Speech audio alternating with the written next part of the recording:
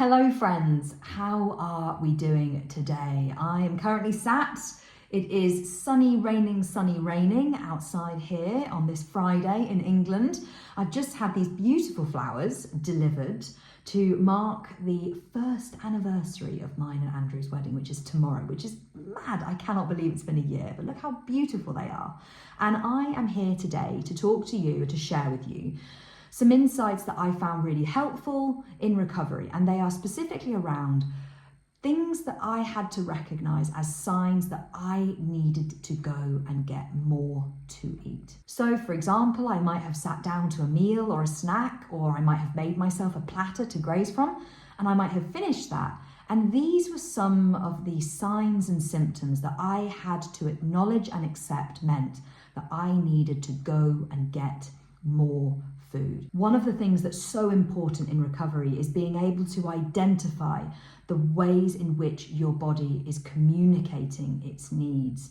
And I wanted to share with you today these handful of things that I recognized were signs that actually I needed to stop thinking and stop analyzing and stop judging and actually get up, go to the kitchen or wherever the food was and get more of it. I had to acknowledge this was a sign that I was not satisfied and I needed to get more food. So let's jump in. Number one, and this is a very straightforward one, but a very important one, thinking about food after you've eaten. So it may be that you've just finished that meal, or it may be that you're coming towards the end of that snack, or it may be that you're just sat there and you recognize that grazing platter's empty, but you notice that your brain is still on food.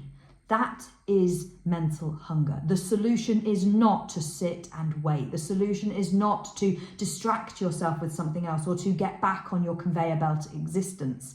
No, the solution is to go in that moment and honor that hunger. Right then, right there, not in 5 minutes or 10 minutes or 20 minutes or half an hour or later on when you have a snack, blah, blah, blah. No.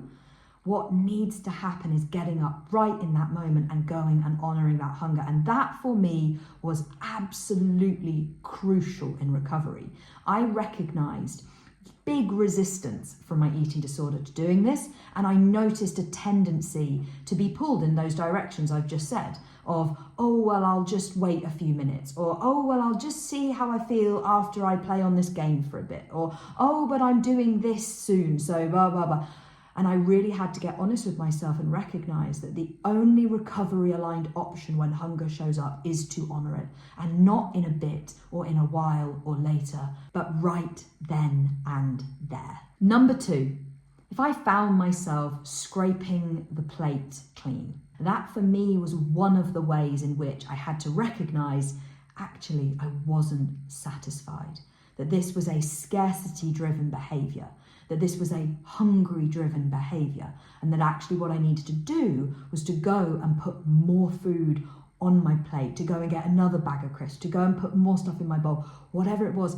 I needed to get honest with myself and accept that this meant I needed to go and get more food. And also, just to add here, these behaviors are not just things which you can be using reactively. And what I mean by that is when they show up, you recognize them as the hunger signal they are and go and eat, but you can also use them proactively. If you are finding yourself routinely scraping plates, getting every single little last bit, then that needs to be something that you recognize as a sign your portions are not big enough. You need to be putting more on your plate, in your bowl. You need to be getting bigger bags of things from the get-go. And that's what I mean by not just being reactive with things, but also being proactive. Number three, and this was so important for me to acknowledge, when I got to the end of a meal or a snack or whatever it was that I was eating, and I noticed myself feeling sad in any way and to any degree, that eating opportunity was over. I had to acknowledge that was a sign I was still hungry. I remember this so keenly.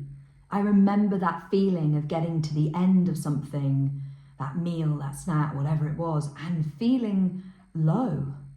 Feeling like, one, that was over, and two, what lay ahead of me was a conveyor belt between now and then the next eating opportunity. And whether it was as crystal clear to me as that in that moment, or whether it was just this vague feeling of lowness and sadness and a kind of dragging sensation of like, oh, I've got to get through the next bit. The reality is that this was due to the fact that my body was hungry. My body was chronically energy deprived and acutely hungry, not satisfied. And actually what I had to do in recovery was recognize that that was what was causing this lowness, and that the solution was not to artificially fill that time or sticky plaster over that emotion with things that should have made me feel happier or should have excited me. It was actually to get honest and recognize nothing was going to feel okay or right until I addressed the cause of that problem. The fact that my body was hungry, that it was chronically energy deprived, and that it needed more food. It needed me in that moment to go and get more. And this was something that was a tough learning lesson in recovery. And it wasn't one that came immediately. It took me a little while to realize that I wasn't broken or wrong or weird or unusual. I was hungry. And that actually I didn't need to go and scroll and find out, why am I so low? What's wrong with me? What's my purpose? Where am I this? And I didn't need to artificially fill my time with things that should have made me feel better. Actually, what I needed to do was go back into the kitchen and get more food and let my body do what it desperately needed to do, which was that nutritional rehabilitation process. Number 4, lingering around the kitchen. This was a behavior that I absolutely had to recognize was a sign that I needed to stop lingering and picking and opening and closing fridges and cupboards and actually get myself more food, to not tickle it with handfuls here and bits of this and bites of that, but actually to acknowledge that that behavior was because I was hungry and I needed to honor that and meet that need abundantly, unrestrictedly, freely. This was so important in recovery. I would sometimes recognize that after a meal or after a snack or after I'd eaten something, I'd just find myself in the kitchen. And I was kind of there and lingering and, as I say, opening cupboard doors and kind of opening the fridge and then closing it again. And I might get something out and have a couple of them and then put it away and put it back in the thing. Or I might get the tube of Pringles out and have a Pringle and then put it away again. And I would notice this behavior, or I would notice this pull to be in there. So whether I was actively in the kitchen or whether I was resisting that, but still noticing this drive within myself to be in there, to want to go into the kitchen. I had to address the fact that that was there because I was still hungry. And that what I needed to do was go into the kitchen to stop tickling it and to actually honor the fact that I was hungry and to do it in a way that was abundant and unrestricted. That was absolutely crucial. Number 5, jumping back into that conveyor belt existence, that conveyor belt life mode. Now, this was something, again, that took me a little bit of time to realize was actually a sign that I was hungry. But the moment I did, it became so crystal clear to me. I would find that sometimes I'd finish a meal, I'd finish a snack, or I'd be done with eating, and I'd have this urge to be busy and to be doing, getting up and doing the washing up straight away and getting this tidied away and getting on with that and doing this. And this could, as I say, happen either on its own, or it could also be in conjunction with some of the other things we've been speaking about, feeling low, feeling apathetic towards things. It could also be in conjunction with a desire to be in the kitchen and around the food. But the key thing here is I had to recognize that drive to get back doing, get back here, do the washing up, get on with this. Right, and now I'm going to go outside and mow the lawns or whatever it might have been, that in itself was a sign that my body was basically doing that full stop eating, where it was like, right, that's all that's available. We are done. We better just get on. And I had to recognize that conveyor belt existence and the drive to engage in it and be on it was fundamentally driven by me being hungry. And so actually what I had to do when I noticed that, both after eating, but also in general, was to counteract it by resting, really prioritizing rest at every opportunity, and very importantly, by eating without any restriction. Number 6, being generally disconnected and or preoccupied.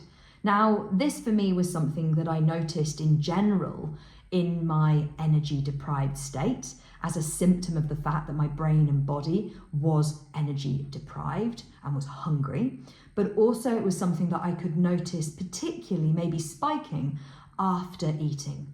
I might have had what I considered and had labelled as, right, that is my lunch.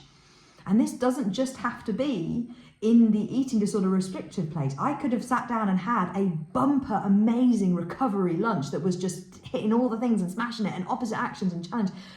But if I noticed this feeling or any of the other symptoms that I'm talking about here, it was a sign that regardless of what might have come before, I was still hungry. And so this one here, that generally just feeling disconnected. You know, sometimes I would notice that actually in the same way in recovery, it's absolutely not uncommon to sit down and feel hungrier after you've eaten than before. It's that eating induced hunger, which is a really common symptom in the refeeding process. Also, I could notice that feeling more disconnected after having had that meal that I'd made for myself that was amazing in recovery, etc. You know, I could feel more disconnected, more kind of disengaged and more off. And whilst I'd learnt to recognise that in general that was a sign of, I think I need to eat, sometimes when it came after eating, especially if it had been something that was really solid in recovery, I would not be as quick off the mark with recognising that was a sign I needed to go and get more. And so actually in my recovery journey, I did have to do just that. I had to acknowledge that in the same way that regardless of what I had had, if there was hunger showing up, it was valid and I needed to honour it. In the same way that if I was feeling disconnected or apathetic or preoccupied or off, I needed to recognise that that was a sign I was hungry and I needed to go and honour it right in that moment, regardless of whatever had come before or regardless, or what was coming next. This is that thing in recovery where it's so important to stay in the now and to recognise that when you are in recovery, it's about you focusing on the step that you are on, the moment that you are in, and knowing and acknowledging that the only recovery aligned option when you are hungry is to honour it. So I hope that this video has been helpful. This is just a handful of ways in which I recognised in my recovery that I wasn't satisfied, that I was still hungry and that I needed to go and get more food. And I encourage you, because this is a doing space, to gather up anything from this video, from my sharing that has been helpful or insightful or has pinged for you in any way, and to carry it forwards with you and to do something with it.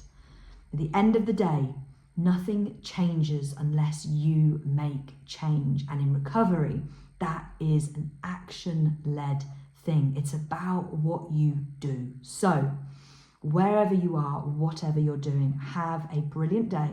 And I look forward to seeing you in the next one.